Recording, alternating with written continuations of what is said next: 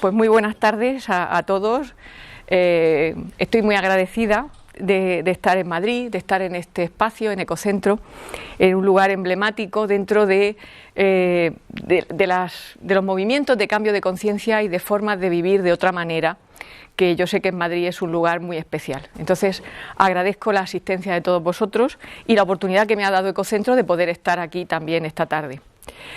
Bueno, pues para comenzar, a ver si esto va. Bueno, me quería presentar. Mi nombre es Rocío Lapuente.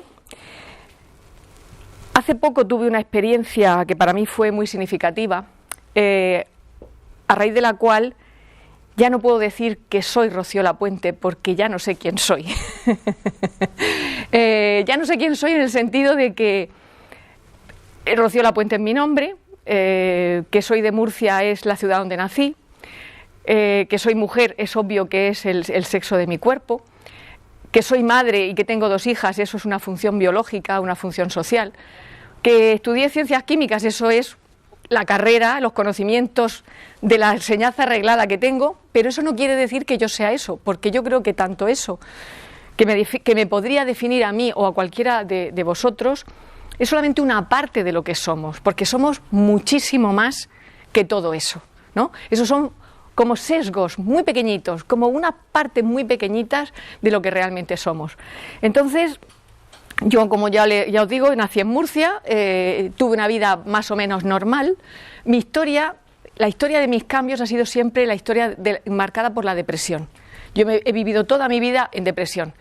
Y a pesar de eso, pues hice muchas cosas, salí adelante, estudié mi carrera, tuve mis hijos, hice el doctorado, lo hice tarde, y entré a formar parte de la universidad, ¿no? Como profesora universitaria en la Universidad de Alicante. Entonces, estando en la universidad, para mí lo más importante fueron mis alumnos. Para mí los alumnos fueron realmente el mayor regalo que tuve en la universidad, la parte de la docencia, y gracias a ellos aprendí también muchísimo y también me di cuenta de cómo sus necesidades, sus carencias emocionales les afectaban a la hora de comprender la materia. Porque la química es muy sencilla y es muy fácil y es muy bonita, a mí me encanta, por lo menos, ¿no? Y yo intentaba transmitirles a ellos pues ese entusiasmo que yo tengo por esa parte de la ciencia. Pero ellos, muchas veces, yo daba clase en primero y eran chicos que venían de sus casas, se separaban de la familia, tenían que ocuparse de la ropa, de la comida, de una cantidad de cosas que antes no se ocupaban. Entonces el nivel de estrés que eso les producía les impedía avanzar realmente en los estudios. Bueno, eso asociado también a mis propias historias personales, apareció un día, como por arte de magia, una persona de México al que conocí por internet, al que todavía no conozco personalmente, pero le mando un saludo enorme porque ha sido la persona que a mí me ha abierto los ojos y me ha ayudado a hacer un cambio profundo, que se llama Juan Carlos Fernández. Él trabaja en Puebla, en acuicultura, y lo conocí casualmente porque tenía un taller de autoestima. Y este hombre hizo de mí, en 3 meses, que pasara de víctima a responsable de mi vida. Para mí fue el cambio más importante, porque yo me quejaba de todo lo que había vivido, de todo lo que había sentido, de cómo había sido la vida en mi familia, en mi matrimonio, en todo. Yo era la queja. No sé si os suena a lo mejor esta historia, ¿no? Entonces ahí cuando él me dijo, vale, lo has creado tú, todo lo has creado tú, y entonces de repente al principio eso te molesta mucho, pero cuando te das cuenta, si yo he creado esto, tengo la posibilidad de crear otra cosa. Entonces ahí es cuando yo empecé con todos los cambios, y de esto hace 6 años, ¿vale? Luego a través de él me dijo, hay una persona muy importante en España que se llama Enric Corbera. Yo empecé a escuchar sus vídeos, fui a un curso, terminé formando parte del equipo de Enric Corbera, estuve con él durante 2 años, que es una etapa que agradezco porque fue de un gran aprendizaje, sobre todo por mis compañeros, por las personas que estábamos formando parte del equipo con las cuales tuvimos una magia súper especial. Y hoy siguen siendo mis amigos y los tengo en el corazón. Y para mí fue una etapa fantástica. A raíz de estar en el instituto con Enric Corbera, tuve la oportunidad de conocer al doctor Christian Beyer y a través del doctor Christian Beyer he podido estudiar descodificación dental, que hoy en día se llama psiconeurodontología. Entonces, eso me ha dado la capacidad de tener una visión muy distinta de las cosas. Y eso es un poco lo que os quería compartir, porque desde que hago la andadura sola, desde que yo he empezado mi camino, digamos, de forma individual, me estoy dando cuenta de cómo todo lo que yo había hecho antes me habla. Ya veréis que hoy de lo que voy a hablar va a ser de física y de química, así es que prepararos, porque física y la química tienen también mensajes ocultos, porque yo creo que la verdad está en todo, y todo, igual que nuestra identidad, está compuesta por muchas facetas. La verdad, o lo que sea la verdad, también uno se puede acercar desde distintos puntos, y a mí la ciencia cada día me está hablando más claro. Bueno, entonces, no sé si esto va o no va, si no le pasaré así. Fijaros, el título de la conferencia es Reiniciar, reinicia tu vida. Reiniciar es continuar haciendo una cosa que se ha detenido o interrumpido, o volverla a empezar. Esta es la definición que nos da el diccionario, ¿vale?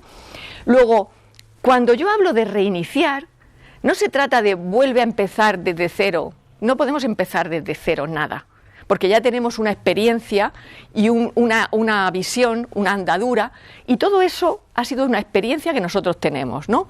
Es más bien el sentido de reanudar, de retomar quizá desde otro punto. Y ese es el sentido que yo le doy al reinicia tu vida. Entonces, fijaros, cuando nosotros tenemos una serie de aparatos, por ejemplo, el coche, ¿vale? El coche no tanto, y a lo mejor tampoco, pero el ordenador sí. Cuando el ordenador se me bloquea, yo lo que hago normalmente, como ahora veréis, es reinicia, ¿no? Enseguida te dicen, no te funciona, reinicia. ¿Reinicia para qué? Pues para hacerlo más rápido, como ahora veremos. Hay veces que no nos funciona el aspirador. Y también pues empezamos a tocar y lo que hacemos es intentar que funcione como si fuera desde cero. Y también nos pasa con los teléfonos móviles, ¿no? Cuando ya lo tenemos saturado de WhatsApp porque nos mandan montones de fotos, montones de mensajes, lo que hacemos es lo reiniciamos muchas veces. Y buscando qué sentido tiene el reiniciar, fijaros, los usuarios de los ordenadores tienen en el reiniciado del dispositivo un remedio infalible. Luego sabemos que reiniciar es un remedio infalible, por lo menos para los aparatos, ¿vale? Es una estrategia tan eficaz que incluso se ha convertido en el primer consejo. Pone las pilas a los enojosos navegadores, espabila a los routers y despierta los teléfonos. Es decir, cuando uno se reinicia, se espabila, se pone las pilas, se despierta. Ese es el sentido que yo le doy también a reiniciar la vida. Lo curioso es casi como un conjuro. Me encanta esa parte de magia, que yo también veo en la química, ¿no? La química mezcla dos sustancias y parece que sea magia y de repente se transforma todo, ¿no? Pues es un poco el sentido que yo quiero darle a esto. Y muchas veces no se sabe ni por qué ha funcionado antes. Ahora veremos que os haré reflexionar acerca de eso. ¿Por qué hemos llegado hasta aquí y cómo hemos llegado hasta aquí? Muchas veces ni lo sabemos. Lo que sí se sabe cuando uno reinicia es que lo hace porque hay posibilidades. Y ese es el motor que hace que yo pretenda reiniciar algo, ¿no? Porque sé que eso todavía me es útil y le puedo sacar partido y puede volver a funcionar, ¿vale? Y cuando aprietas el botón de encendido, lo único que hace la máquina es poner en marcha el único programa que tiene físicamente instalado. Ahora veremos cuál es ese programa desde mi punto de vista para las personas. Entonces, fijaros, para mí la vida es como una reacción química, y ahora os lo voy a demostrar. Cuando nosotros nacemos, no somos un bebé como una hoja en blanco sobre la cual escribir una historia. Nosotros estamos condicionados por todas las experiencias que ha vivido nuestra madre cuando nosotros estábamos en el útero. Si nuestra madre ha tenido miedo, si ha tenido soledad, si no se ha sentido aceptada, todo eso, a través de los pensamientos, crea una serie de sustancias químicas en nuestro cerebro que llegan al vientre de ese bebé. Luego, cómo ha estado nuestra madre nos afecta, pero también 9 meses antes de la concepción, ese periodo de 18 meses es lo que constituye el proyecto sentido. Porque nuestros padres también nos dan un sentido al para qué nosotros estamos en la familia. Puede ser consciente o inconsciente, pero en teoría venimos para algo, para algo que ellos quieren, ¿no? Y antes de eso está todas las experiencias que se han vivido en nuestro árbol transgeneracional.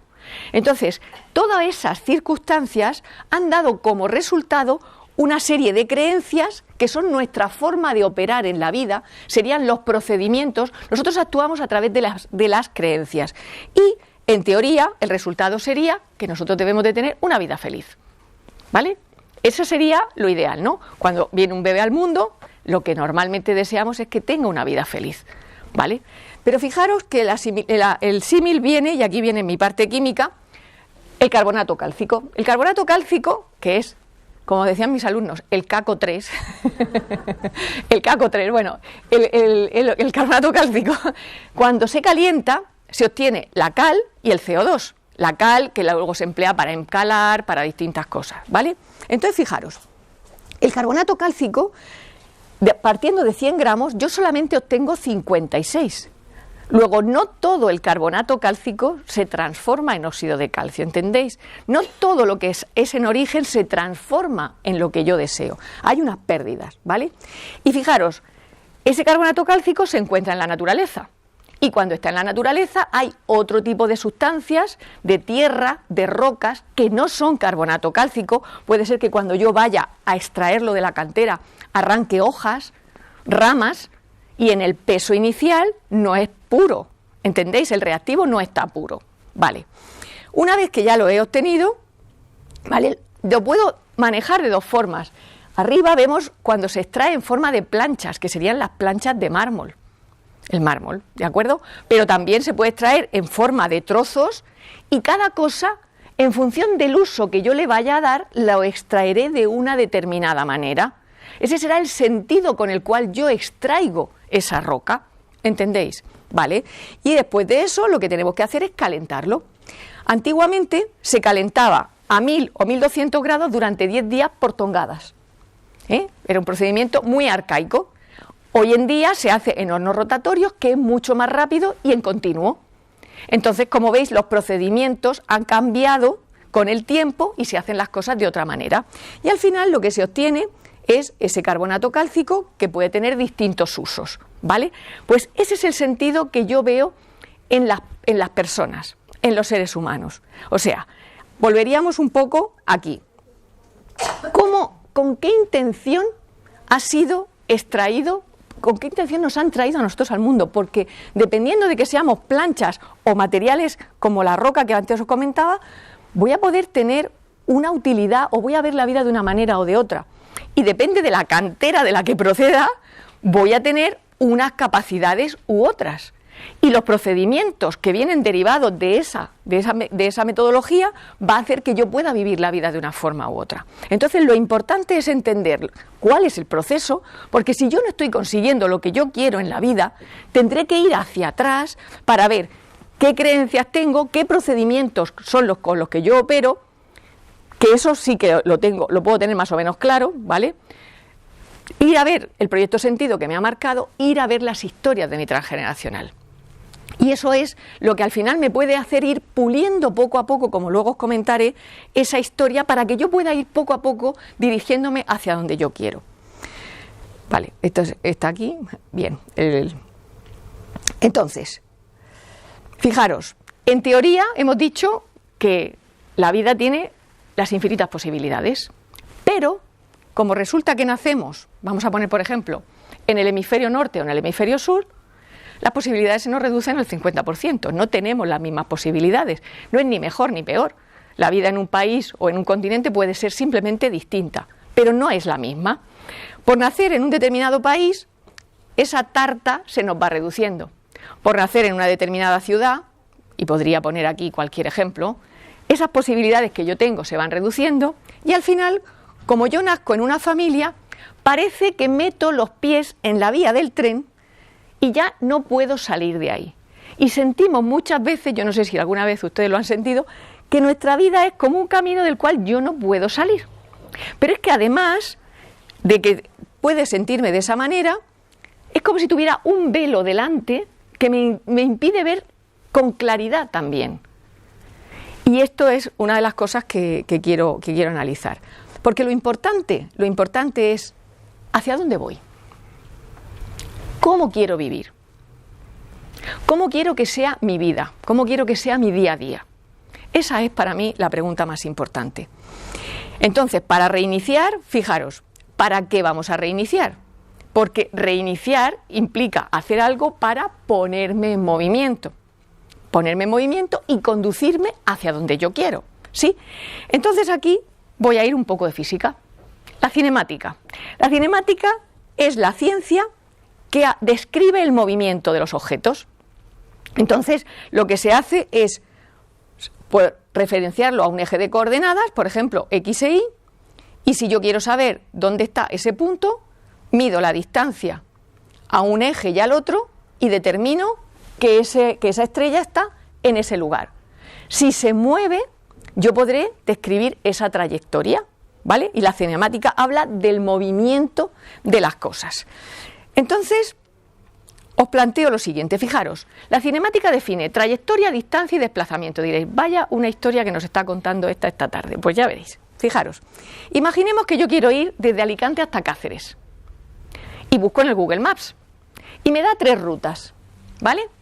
Si sigo la primera, que veis que está más marcada en azul, esa va a ser la trayectoria que yo voy a recorrer con mi vehículo, ¿sí? Es el recorrido que yo hago, como un dibujo, ¿vale? La distancia, en ese caso, son 673 kilómetros, ¿sí? Vale, está claro.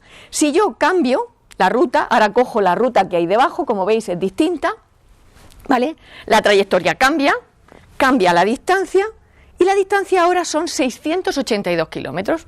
Es un poquito más larga, ¿vale? Si opto por una tercera opción, que sería la de abajo, ¿vale? La veis aquí, bien, pues ahí la trayectoria cambia y también cambia la distancia que se recorre, que es menor, que son 654 kilómetros. Pero hay un aspecto que es el desplazamiento, que es otra cosa. Fijaros, el desplazamiento sería la distancia en línea recta entre los dos puntos. Ese es el desplazamiento. Y el desplazamiento me está diciendo que Cáceres está a 39 grados 28 minutos 35 segundos norte, 6 grados 22 minutos 20 segundos oeste, mientras que Alicante está a 38 grados 20 minutos 42 segundos norte, 0 grados 28 minutos 53 segundos oeste. El desplazamiento me indica que me he movido 534 kilómetros en dirección 1 grado 7 minutos 53 segundos al norte, 5 grados 53 minutos 27 segundos al oeste. Ese es el desplazamiento, porque he pasado de un sitio al otro, ha habido un cambio en línea recta, ¿de acuerdo? Entonces, fijaros, la cuestión que yo pregunto es, si hay movimiento y se sigue una trayectoria, la distancia nunca es nula. ¿Estamos de acuerdo? Claro, pero si yo doy vueltas, ¿vale? Estoy haciendo un recorrido, estoy recorriendo una trayectoria, estoy recorriendo una distancia, pero no me estoy desplazando. ¿Entendéis? Yo salgo a hacer footing, doy vueltas a la manzana y vuelvo a mi casa y no cambio. Sigo estando en el mismo sitio. Entonces, solamente hay desplazamiento si la posición inicial y final son distintas. Es decir, si cuando yo hago un movimiento, cambio de posición. ¿Entendéis? Entonces, lo que yo os quería cuestionar así esta tarde y sin anestesia, ¿alguna vez has sentido que te mueves mucho y que no vas a ninguna parte? Que estás haciendo cosas en tu vida que repites. Y dices, bueno, ¿y esta rutina para qué? ¿A dónde me está llevando? ¿No? Esta es una de las cuestiones que yo quería haceros. La segunda pregunta es, ¿cómo es tu día? ¿No? Y aquí tengo esta imagen de, me levanto, me ducho, me tomo el café, voy a trabajar, voy corriendo después a casa, como deprisa corriendo, hago estas cosas por la tarde, lo que puedo, tal, llega el fin de semana y venga, y repito, ¿vale? Al final voy a algún sitio. Tu vida. Realizas trayectos, recorres distancias, pero al final no te desplazas. ¿Estamos haciendo siempre lo mismo, como un infinito? Esa es la pregunta que yo os quería hacer. Que si uno está bien, perfecto. Pero cuando uno no está bien, el tema es seguir haciendo lo mismo, no tiene sentido, ¿vale? Entonces, os quería presentar a Newton, al cual conocéis todos, seguro. Newton, que vivió entre 1643 y 1727, el tan hablado y tan nombrado Newton, físico, filósofo, teólogo, inventor, alquimista y matemático. Fijaros que en aquella época tenían todos los conocimientos. Y hoy en día se están volviendo a integrar todos los conocimientos. A mí esto es otra de las cosas que me resulta muy curiosa. Bueno, pues Newton es conocido porque estableció las leyes de la mecánica clásica, ¿verdad? Todos hemos oído hablar de que esto es newtoniano y esto es cuántico. ¿Pero qué es newtoniano? Pues yo esta tarde os lo voy a contar qué es newtoniano. A eso he venido, ¿vale? Fijaros, la mecánica realmente lo que hace es analizar el movimiento y el reposo de los cuerpos y su evolución en el tiempo bajo la acción de fuerzas. Y esto es muy interesante que lo tengamos en cuenta. Fijaros, las leyes de la física de Newton. La primera ley de Newton es la ley de la inercia. Y a ver si os suena.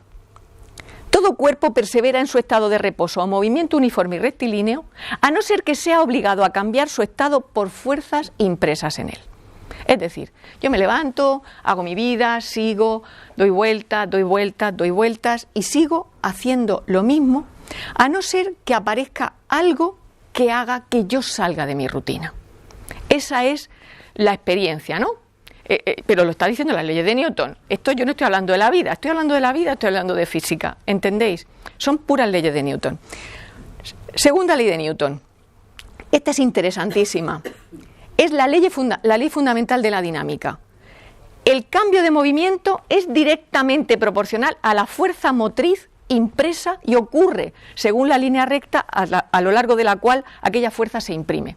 Es decir, hasta que algo no nos da un golpe y nos saca de la trayectoria, no nos movemos. ¿Estamos? Esa es la experiencia. ¿Y qué es lo que nos suele pasar? ¿Qué es lo que nos suele sacar de esa trayectoria? Una situación, por ejemplo, no tengo trabajo, me falla la relación de pareja, me quedo en la ruina. Cualquier cosa puede ser una situación que a mí me haga que me saque de mi zona de confort, ¿sí? También puede ser un síntoma físico, puede ser una enfermedad mía o de alguien de mi familia. Eso también me saca de mi rutina, hace que yo me tenga que cuestionar la vida de otra manera. Ya no puedo vivir igual que estaba viviendo antes, ¿de acuerdo? Y también, quizá sea menos conocido, un síntoma dental. Porque claro, yo he estudiado decodificación dental y entiendo el lenguaje de los dientes. Por ejemplo, muchas personas van simplemente al dentista para que les arregle una carie, pero una carie tiene una cantidad de significados enormes y nos habla de sufrimientos de las personas. Entonces, probablemente no somos conscientes. Yo con esto quiero hacer consciente de que la boca está dando unos mensajes increíbles que desconocemos y que es muy interesante tenerlos en cuenta. No solamente la mecánica de ir y quitar una caries, sino también de tratar el conflicto emocional que hay detrás de todo eso. Pongo la caries por poner un ejemplo que es bastante sencillo de comprender. Entonces, ese impacto sería el que a mí me sacaría de mi zona de confort, de esa rutina de cada día, ¿sí? ¿Y qué pasa? Que aparece la tercera ley de Newton, principio de acción y reacción.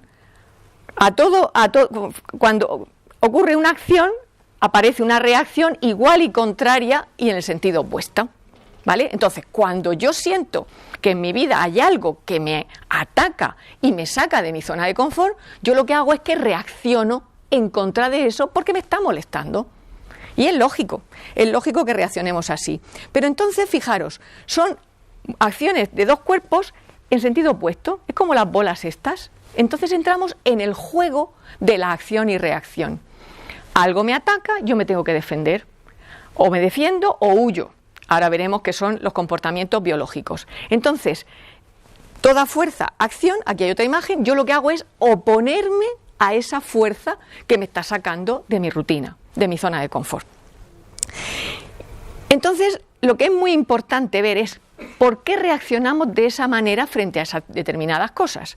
Y todo depende de cómo yo percibo la vida. Y la vida básicamente se puede percibir de dos maneras, como una oportunidad o como una amenaza. Cuando yo vivo la vida como una oportunidad, estoy funcionando con mi parte más moderna de mi cerebro, que es el neocórtex. Aquí se me despierta la capacidad de explorar, la atención, la capacidad de aprender, la creatividad.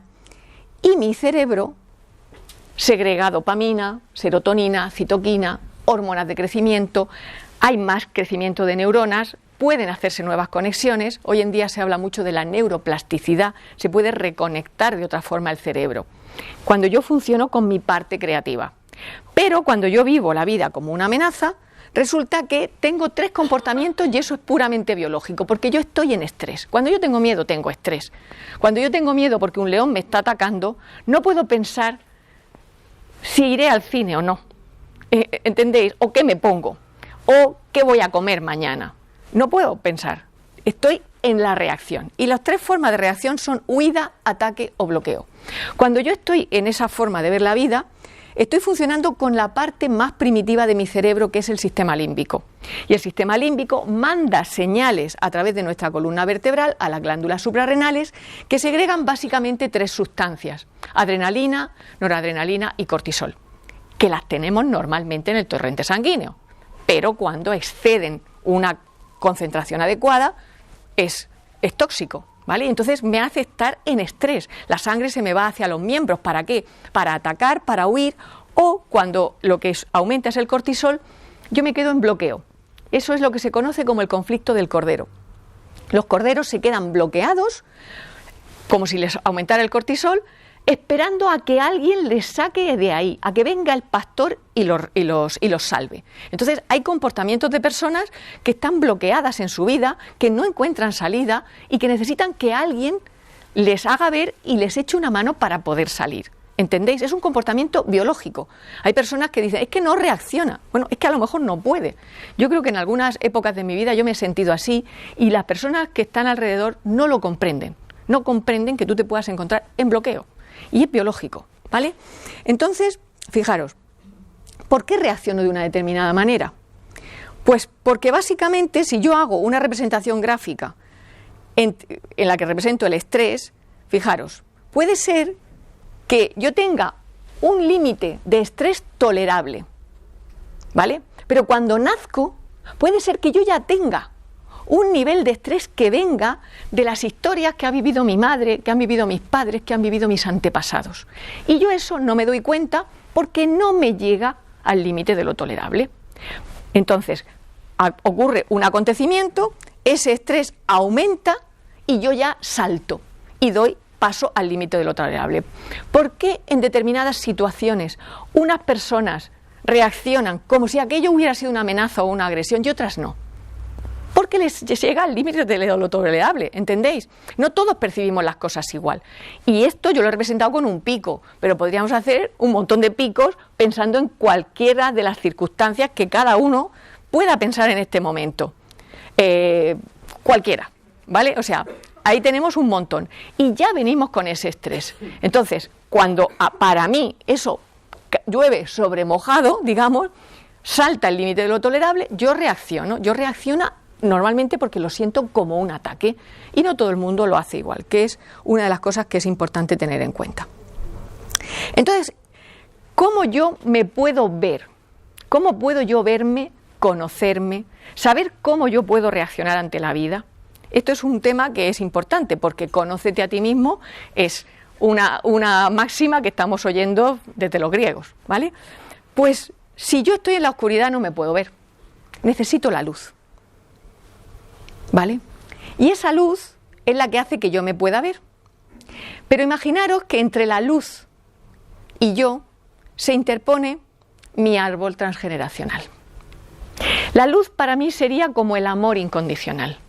Imaginaros que hubiéramos nacido en un mundo en el que nos dijeran, ven a ser lo que tú quieras ser, que aquí estamos para que tú lo vivas. Esto no nos ha pasado a nadie. No creo ni que ahora los niños de padres con conciencia estén en esa situación, porque estamos aquí todos aprendiendo. ¿Y qué es lo que me impide que yo me vea? Pues conflictos que ha habido, por ejemplo, en el árbol de mi padre, de historias a lo mejor relacionadas con el trabajo. Imaginaros que en esa familia los hombres no han sabido ponerse en su lugar, los jefes les han hecho sentir de alguna determinada manera, ellos no han podido reaccionar y resulta que yo cuando llego al trabajo tampoco sé ponerme en mi lugar. ¿Por qué? Pues porque no lo he visto, porque no me lo han enseñado, porque yo no lo he podido captar. Esa forma que es mucho más sutil que una información hablada. Puede ser que haya también historias por parte de la familia de mi madre y con mi abuela. Todas las mujeres de valorización histórica, hace poco, el 8 de marzo, salimos a la calle a reclamar los derechos. No, lo que tenemos que hacer es ponernos en nuestro sitio y dejarnos de ir a la calle, por lo menos desde mi punto de vista, porque si en la calle gritamos y en casa tragamos, las cosas no van a cambiar. Tiene que ser que uno se ponga en su lugar. Pero ¿quiénes han visto a sus madres ponerse en su lugar? Muy pocas personas. Sobre todo las personas que tienen conflictos normalmente no lo han podido ver. Pero también puede ser que haya habido historias por parte de mi abuelo materno, que ya me puedo inventar cualquier cosa, ¿no? Pero también puede haberla sabido por parte de mi abuela paterna. Entonces todo eso hace que yo cada vez tenga menos luz para verme. Yo no tengo la capacidad de poder ver la vida con claridad, porque todo eso estará ahí. Y si aquí hemos puesto a nuestros protagonistas, imaginaros que este fuera un bisabuelo. Y todos los bisabuelos ya estuvieran así. Es que no nos llega nada, es que no nos llega luz. No vemos, ¿entendéis? Esa es mi visión. Entonces, fijaros, si yo a esto le doy la vuelta, y al tipo lo voy a poner de cabeza para que nos quede por lo menos más cómodo, esto es el inconsciente. Ahí está el inconsciente. El inconsciente colectivo, de esto es de lo que hablaba Jung. ¿Por qué? Pues porque mis padres pertenecieron a una generación y a una época, mis abuelos a otra. Y ahí están todas las memorias. Y si habéis visto ese vídeo que hay circulando por la red que habla de las matemáticas ancestrales, en no sé cuántas generaciones cada uno de los que estamos aquí, cada uno de los que estamos en el planeta, existimos gracias a 2 millones de personas. Pues hace tanto tiempo no había tanta gente multiplicada por los que estamos aquí, con lo cual todos somos primos, todos somos hermanos, miembros de la misma familia. Es decir, ahí está el inconsciente colectivo. Y está guardado, oculto, porque no se conoce. Y eso es lo que nos hace operar de una forma, y funcionamos en forma automática. Todas esas sombras son sufrimientos, secretos, miedos, carencias. Todo eso que ellos han vivido, que no han sabido resolver, nosotros estamos aquí para darles una solución distinta. Es como si nuestros antepasados nos hubieran dejado la casa familiar y cuando yo voy a utilizar el grifo o abrir la ventana me doy cuenta de que no funciona. ¿Qué es lo que hago? Repararlo. Y además puedo dar una solución distinta hoy en día a la que ellos tuvieron, ¿no? Incluso puedo poner unas ventanas diferentes, que sean más resistentes. Esa es un poco la idea. Lo que ellos me dan es la casa, la vida, pero es para que yo haga los cambios que ellos no han podido hacer. ¿Entendéis? Entonces, ¿cómo saber quién soy? Pues simplemente poniendo luz. Cuando yo pongo luz a esas historias, van desapareciendo todas esas sombras. ¿Y cómo se hace eso? Se hace tomando conciencia, para iluminar el árbol, para transformar y pasar la vida a mis descendientes. Primero para mí. Si yo no hago el cambio, ya puedo querer lo que yo quiera. Es imposible. Tengo que ser yo primero el que sienta y el que vea las cosas de otra manera para poder transmitir una información diferente.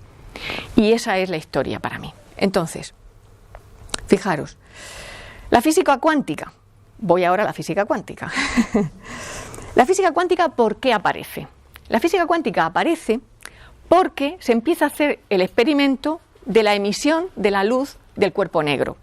No me voy a meter en física cuántica, pero se supone que una bola negra absorbe todo tipo de radiación. Cuando nosotros llevamos un jersey negro, cuando llevamos ropa negra, en verano no nos ponemos de negro porque absorbe toda la radiación y nos da mucho más calor, ¿de acuerdo? Entonces, se supone que ese cuerpo negro absorbe todas las radiaciones y lo que se intentaba era, por calentamiento, ir sacándolas poco a poco. ¿Vale? Simplemente vas calentando y como cada color es una frecuencia, es una longitud de onda, ir sacando esa radiación poco a poco. Lo que se obtiene, básicamente, y esto lo estoy haciendo muy esquemático, ¿no? Es que no es un continuo lo que se obtiene, sino que ocurre por saltos y que esos saltos cambian en función de la temperatura a la cual se haya calentado el cuerpo. Entonces, como eran como picos, como veis aquí en la imagen, eran picos de distinta longitud de onda cuando se calentaba de distinta forma, lo que se piensa es, vale, son picos, pero vamos a ver cuál es la menor cantidad en la cual el pico ocurre.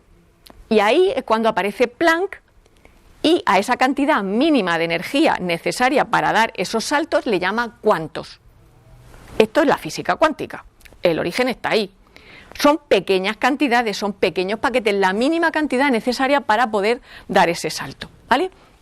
Entonces, para encontrar eso, ¿qué es lo que tuvieron que hacer? Entrar en el núcleo de la materia. Fijaros, cuando no entendían cómo funcionaban las cosas, ¿qué hicieron? Entrar en el interior de la materia, ¿vale? Entonces, conocemos todos el efecto observador, ¿sí? El efecto observador, hemos visto seguro el vídeo del Dr. Quantum, en el cual los físicos lo que hicieron para ver cómo se comportaban los electrones es hacer experiencias con canicas. Cuando se hacen las experiencias con canicas, una canica lanzada a través de una rendija hace una línea. Cuando las canicas se lanzan a través de dos ranuras, aparecen detrás dos ranuras. Cuando se hace con ondas, imaginar ahí al fondo se ve una línea, pero no es tan nítida porque la luz difracta, ¿sí?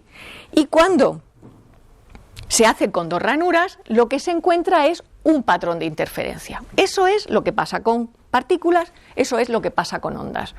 Pero apareció Louis de Broglie, que dijo: toda partícula asociada en movimiento lleva asociada una onda. Y ahí es donde aparece la dualidad onda-corpúsculo. ¿Qué es el electrón? ¿Una partícula o es una onda? Porque además la cantidad de materia del electrón es prácticamente mínima, ¿sí? La masa es muy pequeña. Entonces, cuando lo hicieron con electrones y cuando lo hicieron con una ranura, vieron que se comportaba como una partícula, pero cuando lo hicieron con dos ranuras, apareció el patrón de interferencia. Y ahí es donde los físicos empezaron a plantearse qué es la materia, si es onda o partícula, ¿sí? Y si seguís, y seguro que conocéis el vídeo, depende del observador, el electrón se comporta de una manera o de otra. Se comporta como espera el observador que va a ocurrir. Yo ahí pienso siempre que el electrón está bastante desvalorizado porque está a expensas de lo que piense el observador. Pero bueno, esa es una observación. Si al final la materia va a hacer lo que yo quiera, a mí me parece que eso, desde ese otro punto de vista, está bien, ¿vale? Entonces, ¿cuál es la cuestión? Que si yo estoy observando la vida desde las leyes de la física clásica, estoy en la inercia, solamente algo que me impacta me va a sacar de mi rutina, y cuando algo me saca de mi rutina, yo reacciono contra eso, pero yo no elijo. Cuando yo estoy en la reacción, no estoy eligiendo mi camino. Estoy reaccionando en contra de lo que me incomoda, pero no estoy en la opción, porque estoy en estrés, porque no estoy creativo. ¿Entendéis? Ahora, la física cuántica me habla del efecto observador. Y entre una forma, el efecto observador, ¿qué me está diciendo? Que yo puedo condicionar el resultado de mis experiencias. Y esto es de lo que estamos hablando en las personas que pensamos de otra manera, ¿no? Yo puedo crear, claro que lo puedo crear, pero tengo que creérmelo. Eso para empezar. Y luego lo que ocurre, y yo observo, es que entre una corriente y otra está el río del cambio. El río del cambio en el que yo estoy llevando una vida que no me gusta, tengo algún acontecimiento que me saca de mi zona de confort, pero llega un momento en que me doy cuenta de que hay otras cosas. Hay otras cosas y entonces empiezo a hacer muchas cosas. Y no voy a decir cuántas cosas hacemos porque cada uno hace un montón de cosas y sabe las que hace.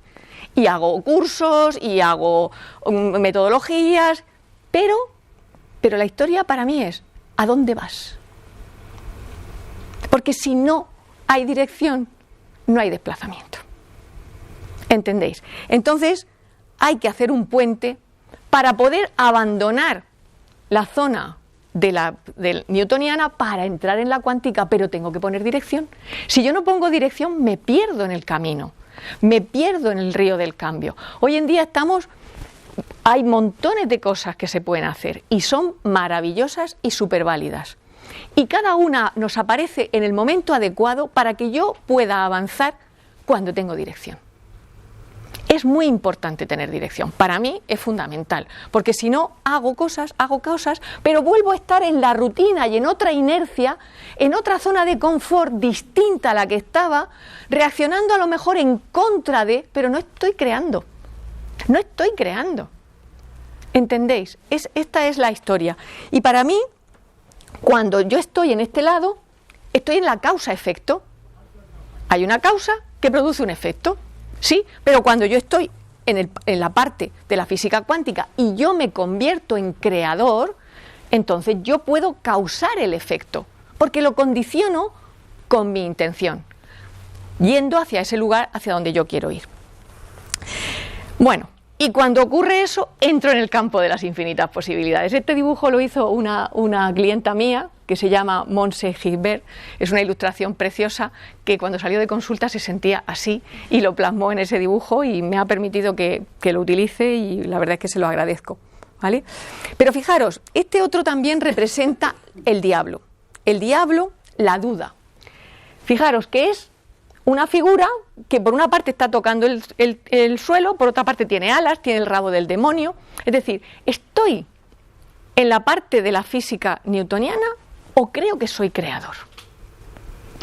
Y ahí hay una cuestión que a mí me la resolvió, este es otro dibujo de Montse, uno de esos vídeos que me vinieron en Navidad.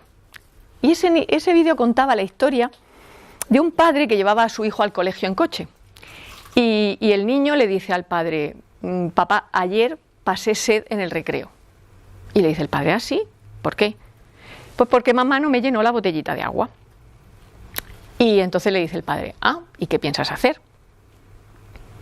Es que le tengo que decir a mamá que me llene la botellita de agua, porque si mamá no me llena la botellita de agua, yo tengo sed en el recreo porque todos los niños tenían su botellita, porque vale. Y le dice el padre, ¿y qué más puedes hacer?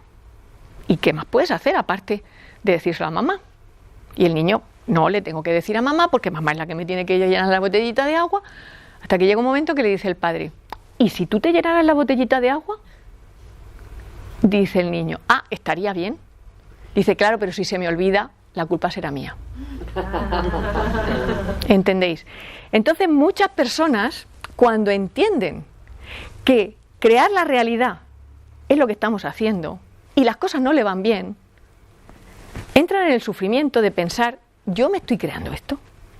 Entonces no lo quieren asumir, por eso no terminan de dar el salto. Pero cuando tú dices, vale, si lo he hecho yo, lo he hecho yo, voy a crear algo distinto, ahí es donde está el cambio. Pero yo tengo que saber hacia dónde quiero ir, porque si no, no me voy a mover, no me voy a desplazar. Y eso es lo importante. Y lo importante también es encontrar el equilibrio. El equilibrio es fundamental y este dibujo me encanta, ¿no? Porque al final todo tiene que ser que yo me encuentre en mi estado. Y es probable que yo necesite un tiempo para pasar de un lado al otro, para ir haciéndome cargo. Hay muchas personas que dicen, pero no me puedo hacer pensar que es que yo he creado esto. Vale, tómatelo con tiempo. Tómatelo con tiempo y date cuenta de lo cómodo que puede ser, darte cuenta de que si tú lo has creado puedes hacer el cambio y lo puedes crear cosas de otra manera. Y hablando del equilibrio, ahora me voy a mi parte química. Fijaros, en la química todas las reacciones son equilibrios, eso es lo que nos dicen. Y los equilibrios se representan de esa manera, ¿no? Un reactivo A más 1B en equilibrio con C más D. Y ese equilibrio tiene una constante, la constante de equilibrio, que luego pregunta de examen, ¿la constante de equilibrio cambia? Pues no cambia porque si no sería inconstante. Vale, cambia con la presión y la temperatura, pero fundamentalmente la constante de equilibrio es algo que no cambia. Lo que cambian son las concentraciones que están ahí haciendo juego. Esas sí que pueden cambiar, porque muchos números combinados de distintas maneras me pueden dar el mismo resultado. Fijaros que están en exponencial y en concentración, ¿vale? Entonces, ¿en qué asimilo yo esto? Todas las relaciones que yo tengo, todas las relaciones con personas, con el trabajo, con cualquiera, con mis hijos, con mi pareja, en la vida, son reacciones químicas que todos tenemos un equilibrio en esas reacciones, ¿de acuerdo? Entonces, tomando esa idea, yo digo, vale, pues yo voy a definir cómo quiero estar. Yo quiero estar en plenitud. Lo que para mí es plenitud, que para cada uno de nosotros es distinto, ¿no? Yo determino que yo quiero estar en plenitud y que para mí ese estado es ese. Y cuando yo fijo ese estado y lo siento, mágicamente todo lo que hay a mi alrededor se acomoda. ¿Cuántas veces hemos escuchado que para hacer las cosas no hay que hacer nada? ¿Verdad? No hay que hacer nada, pero hay que estar en ti. Hay que estar en cómo tú te quieres sentir y mantenerlo contra viento y marea. Porque cuando tú estás todo, al final se te acercarán cosas distintas y cosas que antes estaban en tu vida van a desaparecer por arte de magia. Se van a dar circunstancias, se van a dar casualidades, se van a dar causalidades y cosas que antes estaban en tu vida ahora van a desaparecer. Simplemente porque yo determino cómo me quiero sentir. ¿Cómo me quiero sentir? Es más importante. No la dirección no es a un lugar concreto, X y Z, es a un estado interno de cómo yo me quiero sentir. Entonces, bueno, pues un poquito más de química. Los alquimistas, fijaros, si recordáis, aquí tenemos, lo que intentaban estaban buscando la piedra filosofal que transmutara el plomo y el mercurio en oro. ¿Sí? Era esa sustancia que hiciera que por arte de magia, ¿vale?, se transmutara. Pues bien, fijaros, el hierro, cuando yo lo pongo al medio ambiente, todos hemos tenido la experiencia, se oxida, ¿verdad? El hierro, cuando se oxida, se pone feo. Esto también es muy fácil de recordar por si no conocéis algo de química. Pero ¿qué es lo que hemos hecho con el hierro? El hierro está cómodamente combinado en la naturaleza, porque no vamos a las canteras y cortamos las vigas como nosotros queremos. No, hay un mineral que yo meto en un alto horno, le separo, lo saco de su zona de confort y cuando puedo otra vez reacciona en contra y se vuelve a combinar. Eso es lo que hace el hierro, ¿vale? Entonces, ¿qué es lo que hace que el plomo se pueda transmutar en oro? ¿Dónde está esa piedra filosofal? Bueno, pues si observamos el oro y el plomo, si lo habéis visto antes, el número atómico del oro es 79, el del plomo es 82 y la diferencia entre ellos son 3 electrones, 3 protones y 3 neutrones. ¿Sí? Entonces, si yo observamos el modelo atómico, recordáis que los protones y los neutrones, si no lo recordáis yo lo digo ahora, están en el núcleo y los electrones están dando vueltas, según el modelo de Rutherford, dando vueltas alrededor del núcleo como los planetas alrededor del Sol. Y cuando yo estaba explicando a mis alumnos qué era la energía nuclear, que la energía nuclear, fijaros, que es esa energía que hace que partículas del mismo signo se mantengan unidas dentro de un núcleo.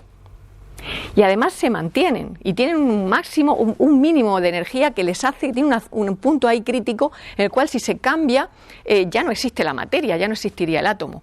Dentro están los protones y los neutrones. Los protones son cargas positivas y conforme va aumentando el tamaño del núcleo van apareciendo más neutrones como para que no se vean, así como si se ponen en medio y así no se repelen. Esa es una de las explicaciones así un poco no clara que se puede dar.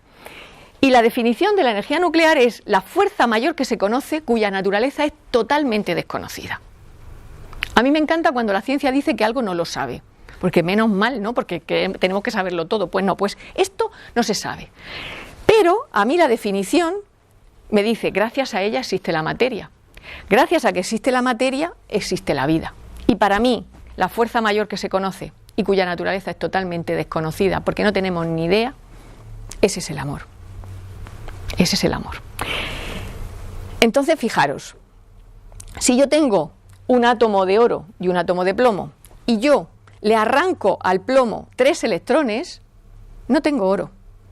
Lo que tengo es plomo oxidado. Lo único que he hecho ha sido oxidar. Quitar un poquito de fuera, pero no he transformado. Que nos den una sortija de un óxido de plomo en joyería, ¿os imagináis? No tiene nada que ver, no tiene nada que ver. Sin embargo, si yo cojo el núcleo del plomo y lo impacto con energía nuclear, le puedo arrancar 3 protones y 3 neutrones y entonces transmuto. Transmuto. ¿A qué me lleva esto? A que si nosotros tocamos la esencia del ser humano con amor transmuta y saca lo que tiene en esencia y se quita lo que le sobra. ¿Y qué es lo que me sobra? Pues esa visión que me viene en el cuerpo cuando yo vengo y encarno, que me vienen de las memorias de mis antepasados, de la forma de ver la vida. Y este es el momento de hacer ese cambio. No se trata de cambiar, para mí se trata de transmutar. Cuando se hizo la primera reacción nuclear, que le hicieron Rutherford y Soddy, dijeron, no digamos transmutar porque nos van a quemar en la hoguera por brujos. Pero realmente es esto. Esto hoy en día a fines prácticos es imposible de hacer porque la cantidad de energía que se necesitaría sería increíble. El acelerador de partículas que hay en Suiza, que tiene, ¿sabéis?, 27 kilómetros de radio, está trabajando con partículas subatómicas o quarks. O sea, imposible coger y bombardear el plomo para... Pero teóricamente con energía nuclear yo podría transmutar. Pero yo me quedo con la parte filosófica de esta idea, que es que yo puedo transmutar a través del amor. Y fijaros, el hierro con el oxígeno se pone feo, al plomo le pasa igual, y la única forma de impedir que esto ocurra, que se altere, es transmutar el plomo en oro, porque cuando el oro se encuentra con el oxígeno, no le pasa nada, ¿vale? Y eso es la nobleza termodinámica. ¿Qué le pasa al oro? Lo puedes poner en medio ácido, en medio alcalino, le puedes hacer lo que quieras. Nos encontramos restos arqueológicos y lo que perdura es el oro, porque no se altera. ¿De qué se trata como seres humanos? De que ocurra lo que ocurra, yo me mantenga como estoy. Yo me mantenga en mi nobleza. La nobleza no es que no te afecten las cosas, es que no te transformen. Es que tú las puedas ver de otra forma y captarlas de otra manera. Eso es la nobleza, como la del oro. Y fijaros, en una ocasión, estando yo en la universidad, me invitaron a una conferencia de arte. Y cuando llegué, el profesor de arte dice, el arte es la ciencia de la transformación de la materia. Y yo dije, cielos, yo creía que eso era la química, ¿no? La química es la ciencia de la transformación de la materia.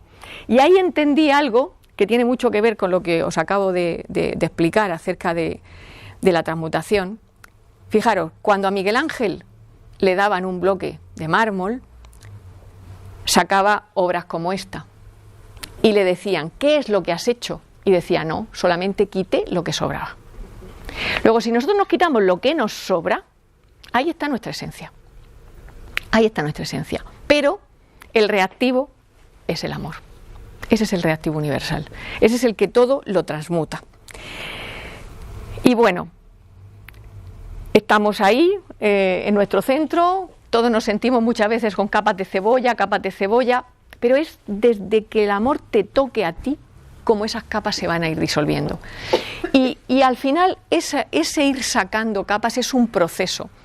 Yo creo que cuando vas avanzando en cosas, en tomas de conciencia, te das cuenta de que lo que acabas de darte cuenta ahora, si lo hubieras percibido tiempo atrás, a lo mejor te habría horrorizado o te habría espantado. Historias que han pasado en tu familia, acontecimientos que tú conocías y quizá habías juzgado y ahora ves de otra manera. Entonces todo tiene su momento, y la transmutación es progresiva, pero siempre para mí tiene que tener una dirección, hacia dónde quiero ir. ¿Cuál es ese estado para mí ideal? ¿Cuál es mi fórmula de la felicidad? Que tiene que ser personal, como yo me quiero encontrar. Y entonces cuando yo voy haciendo eso, voy quitando palitos y se me va abriendo el mundo de las posibilidades.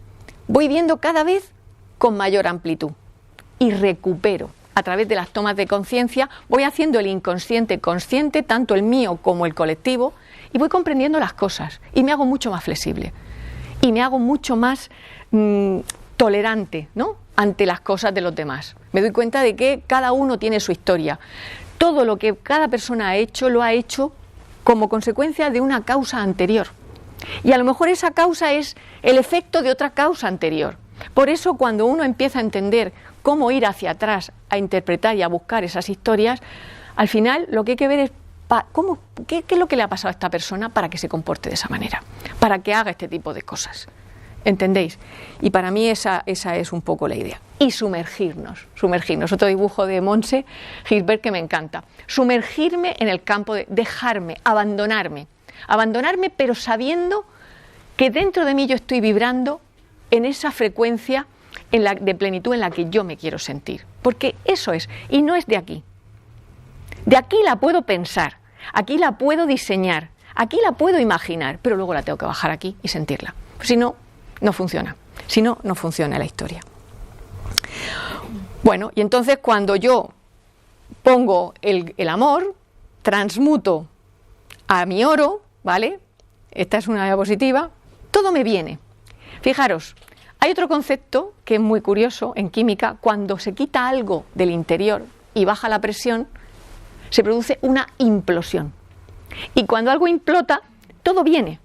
Entonces, cuando yo quito lo que me sobra, estoy haciendo un vacío, digamos, simbólicamente alrededor mío, y la vida me viene. Es la misma idea que os decía antes. Cuando yo me pongo en mi centro y estoy en mi equilibrio, todo se reacomoda para que yo lo viva. Y no hay que hacer nada. Simplemente hay que ser. Hay que ser. Y ese es el camino. Y yo con esto no quiero decir que yo sea lo que tengo que ser todavía, porque estoy en el camino, pero como me lo estoy pasando bastante bien, pues no me importa quedarme una temporada mientras que voy avanzando. Esto también lo tengo claro, ¿vale? Bueno, entonces mi proyecto se llama Reinicia tu vida. Reinicia tu vida porque es, pon dirección, comprende las historias que se han vivido antes de que tú estuvieras aquí, y luego también entiende qué creencias, cuáles son esos mensajes que tu mente te está diciendo todos los días: no puedes, esto no lo vas a conseguir, esto no es para ti. Porque esas son las creencias que también nos vienen como resultado de las historias que se han vivido en nuestra familia y que nosotros hemos vivido. Entonces, cuando tú pones dirección, entiendes los programas y empiezas a comprender cómo cambiar las creencias, tú puedes reiniciar tu vida, transformando todo lo que has vivido en sabiduría. Porque todo lo hemos vivido para algo. Entonces, me encanta el concepto de reciclaje. Yo, por ejemplo, recuerdo siempre que cuando yo tenía 12 años, una tía, una prima de mi madre, que además era monja y era profesora, nos dijo a un grupo de primos: ¿tú qué quieres ser de mayor? Y cada uno dijo lo que se le ocurrió. Y cuando me tocó a mí, yo dije: yo quiero ser psicóloga. Yo no sé ni por qué dije aquello, os lo juro. Y aquella mujer me dijo: los psicólogos estudian psicología porque tienen problemas.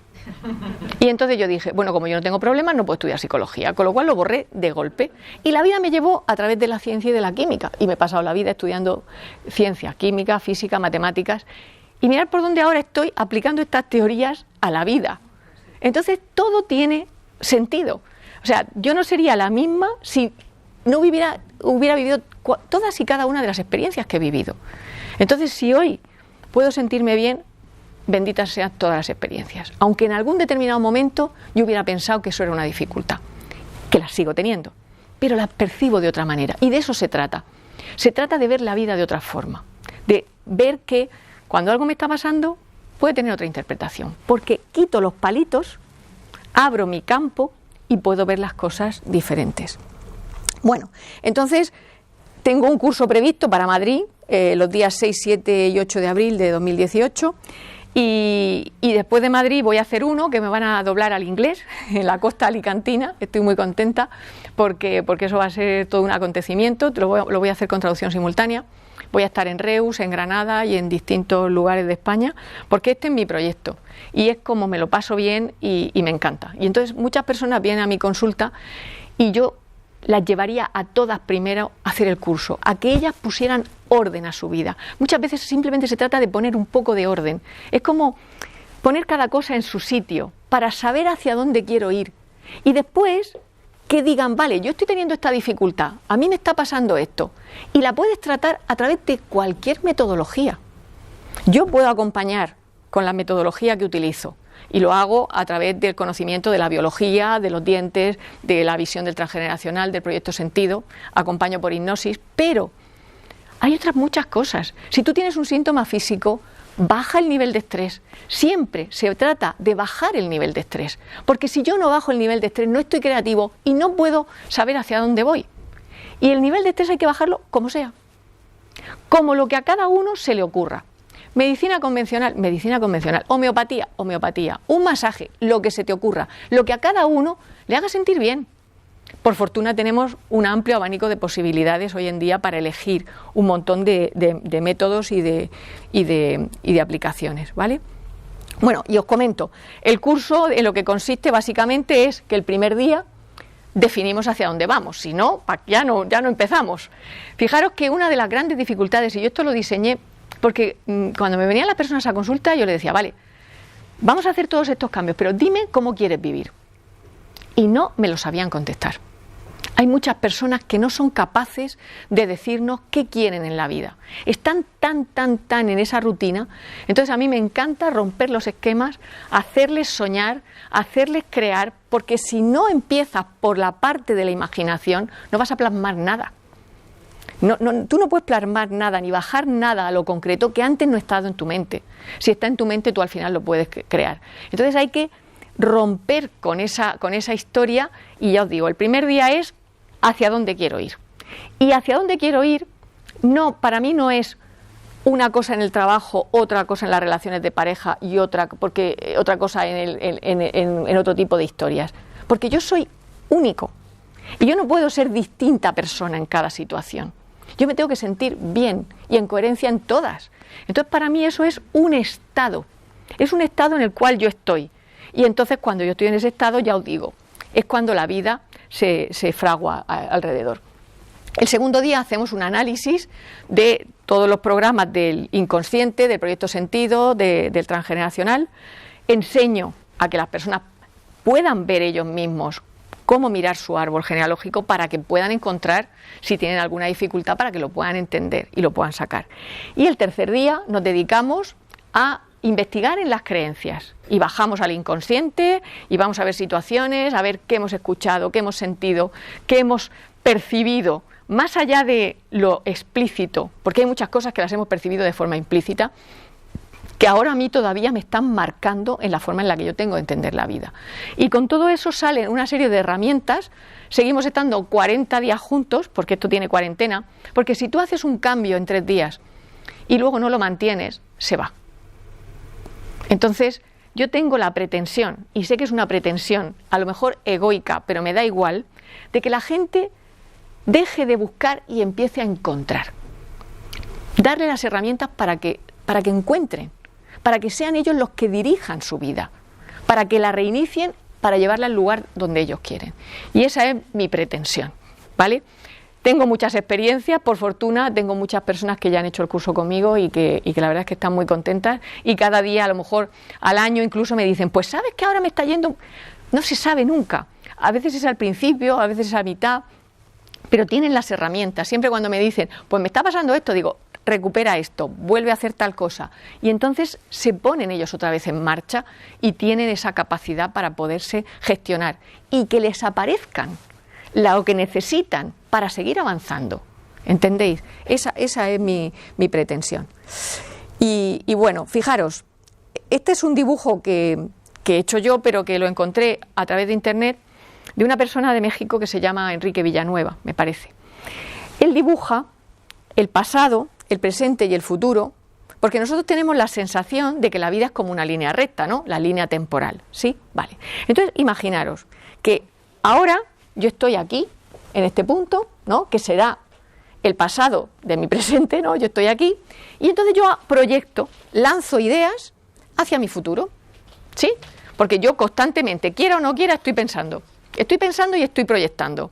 Y voy a hacer esto, y voy a hacer lo otro, y unas veces las pienso con un determinado sentido y otras veces con otro, ¿vale? Yo lanzo ideas al futuro, pero el pasado va avanzando al presente y el futuro me viene, ¿sí? ¿No? De alguna manera. Y cuando yo llego y estoy aquí y ahora, de repente digo, pues no se ha cumplido nada de lo que yo quería, ¿sí? No me gusta. Entonces, ¿qué es lo que tengo que hacer?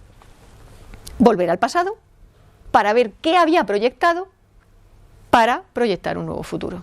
Y como veis, ese es el yin y el yang. Y eso es la vida. Es decir, constantemente tengo que ir recalculando como el GPS. Si me he equivocado, yo pongo el GPS y me dice recalculando. Ahora ya no lo dicen.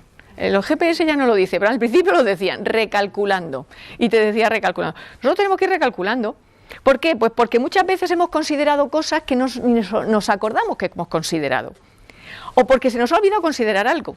O porque no nos hemos dado cuenta de que se nos ha olvidado, bueno, ya sabéis, ¿no? Y entonces yo tengo que decir, pues voy a proyectar de otra manera. Y cuando yo voy haciendo eso, lo que estoy haciendo es esa pantalla, la limpio para proyectarla hacia el futuro. Cada vez que vuelvo hacia atrás, yo voy limpiando esos programas y avanzando. Entonces, cuando cambio la percepción, cuando yo abro ese abanico de posibilidades, yo cambio mis proyecciones, cambio lo que estoy viviendo. Es así. Y cuando elimino la causa, cambia el efecto. ¿Entendéis? Si hubo algo que causó el efecto de lo que estoy viviendo y vuelvo y lo cambio, me cambia el presente.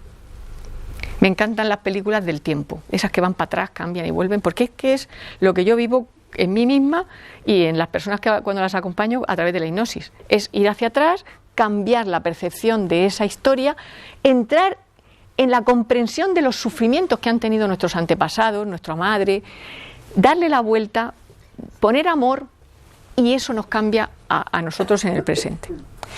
Entonces, bueno, si aparte de eso queréis información sobre mí, bueno, pues tengo mi página web, rociolapuente.es, en el Facebook, bueno, es todo Rocío Lapuente, porque mi nombre es Rocío Lapuente y se lo he puesto a todo, y esa es como me defino, ¿no? Aunque no soy Rocío Lapuente, como ya os he dicho.